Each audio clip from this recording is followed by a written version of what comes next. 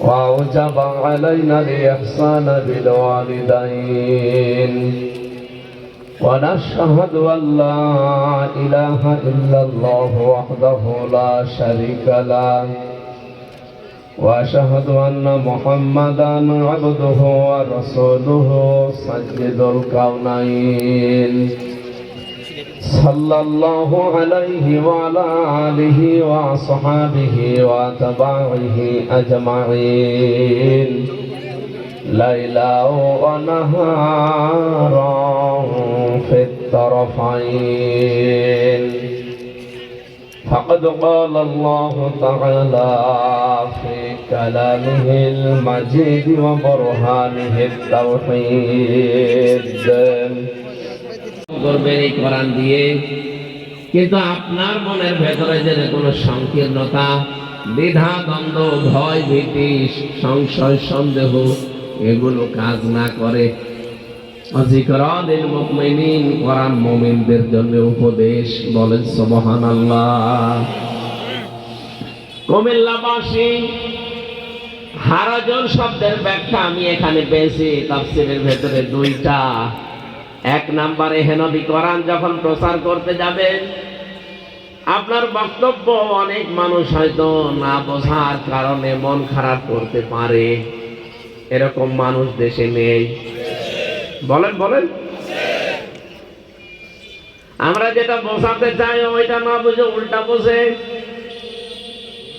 নবীজির হাদিস যেটা পড়লাম, বিশ্ব নবী জানিয়েছেন, عن معاذ بن جبل رضي الله تعالى عنه قال قال النبي صلى الله عليه وسلم خذوا العطاء ما دام عطاء فإذا صار رشوة في الدين।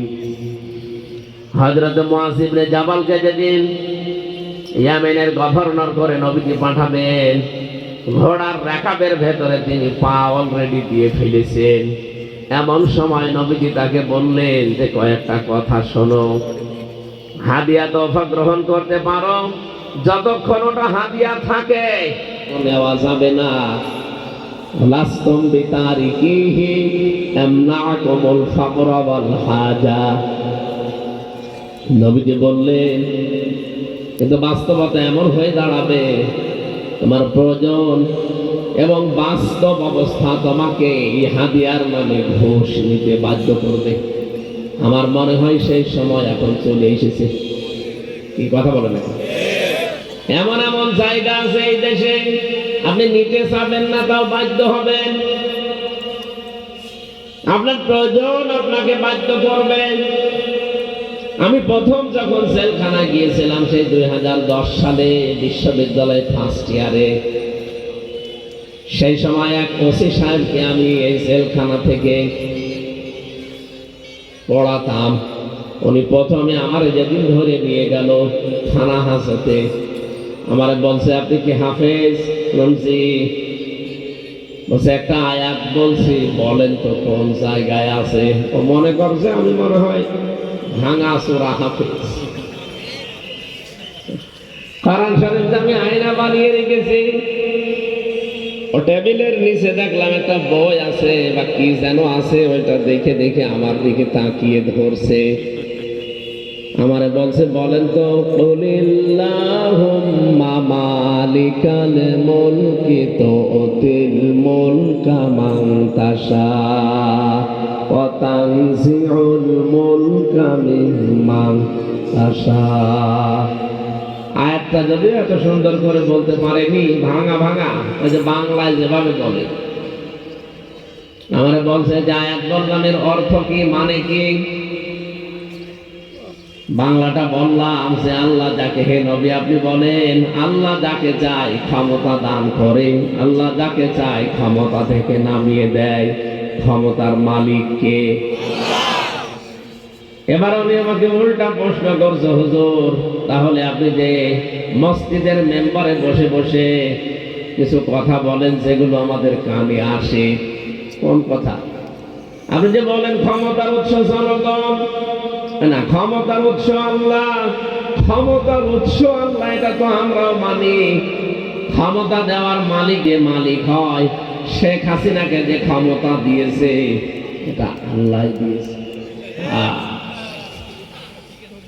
ওনাকে যদি নামায় আল্লাহ নামাবে, আপনাদের এত উসবিস করার দরকার কি?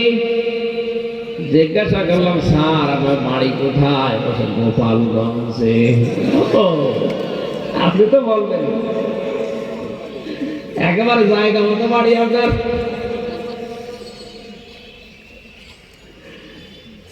যাক, পরবর্তীতে অনেক কথাবার্তা হওয়ার পরে জেল থেকে ছাড়া পেলাম।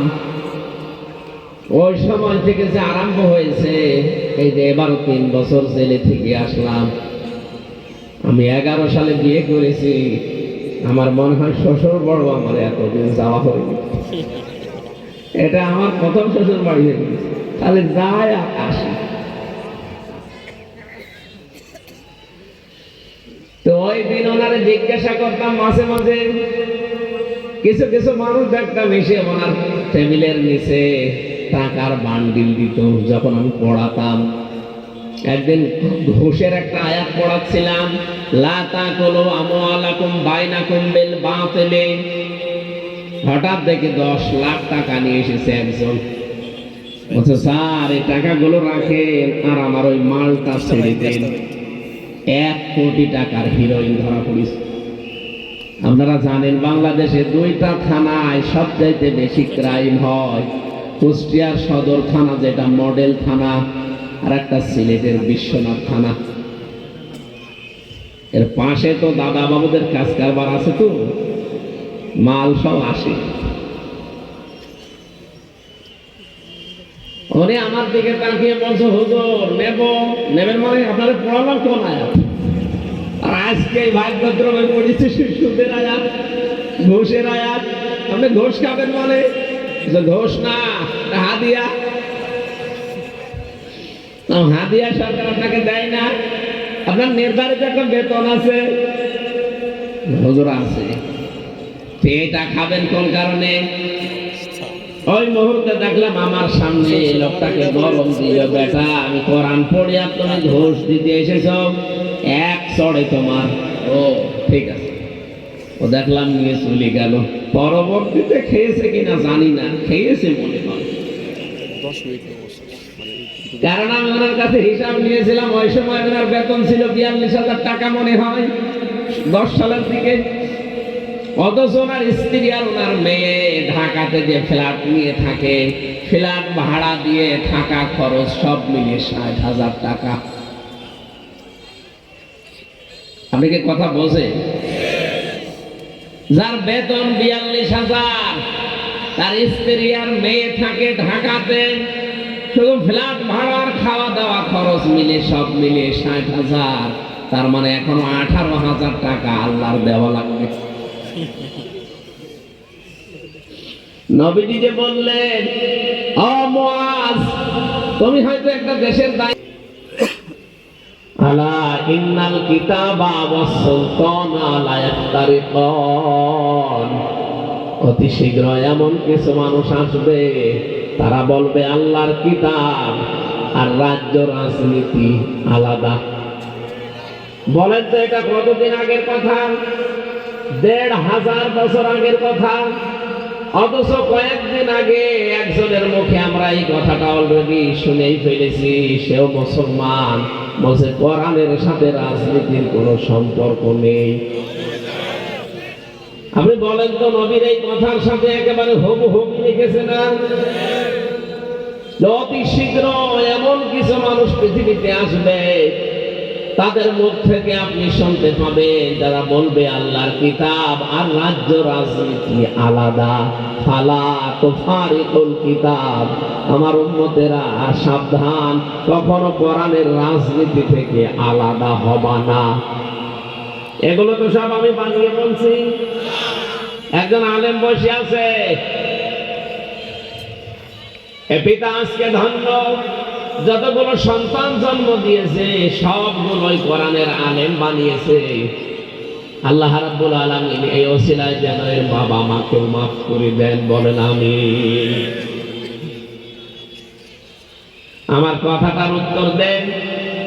আমি যেটা কোরআন দিয়ে বোঝাতে চাই, হয়তো এটা না বুঝে উল্টা বুঝে, যা এটা রাজনীতি হচ্ছে, আরে ভাই কোরআনে কারিমে রাজনৈতিক কথা আছে 918 জায়গায়। কত বলেন বলেন। নামাজের কথা আছে 82 জায়গায়। নামাজের ওয়াজ করলে আপনার বেশ ভালোই লাগে। রোজার কথা আছে মাত্র 1 জায়গায়।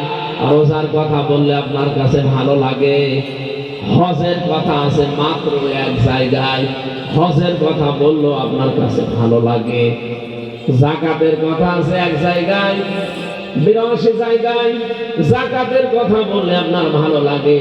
যেটা 918 জায়গায় আছে, ওইটা ক্লিয়ার করার জন্য জাতির কাছে স্পষ্ট কথা বললে আপনার কাছে রাজনীতি মনে হয়।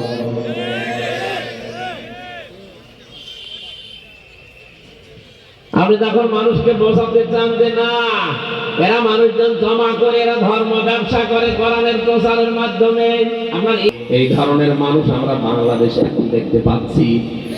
2 নম্বরে, আবহমান কাল থেকে এমন এমন নিয়ম নীতি এই দেশে ইবাদত হিসাবে মানুষ পালন করে আসছে, ধর্ম মনে করে, আসলে যেটা ধর্ম না। আপনি যখন কোরআনের ব্যাখ্যা করবেন, তাফসীর করবেন, তাফসীর মানে খুঁজে ফেলা। তাফসীর মানে কি বলেন বলেন। কোন জিনিস আবরণ দিয়ে ঢাকা আছে, এই যে চা দিয়েছে আমাকে, এটা আবরণ দিয়ে ঢাকা, ঢাকনা দেওয়া আছে। এতক্ষণ আমি জানি না এর ভেতরে পানি আছে না চা আছে। এখন যদি ঢাকনাটা তুলে ফেলি বোঝা যাবে না। এই সমাজে অনেকে জুলুম, শিরক, বেদাত, কুফরি এগুলোর আবরণ দিয়ে নিজেদেরকে ঢেকে রেখেছে, জনগণকে বুঝতে দেয় না। তাফসীর হলে ওই আবরণ খুলে যাবে, জনগণ টের পাবে যে এটা জাতির সর্বনাশকারী। এই জন্যই জালেমরা, এই জন্যই মুনাফিকরা, এই জন্যই কাফেররা, এই জন্যই মুশরিক যারা সবচাইতে বেশি তাদের রাগ হয় তাফসীর মাহফিলের কথা শুনলে।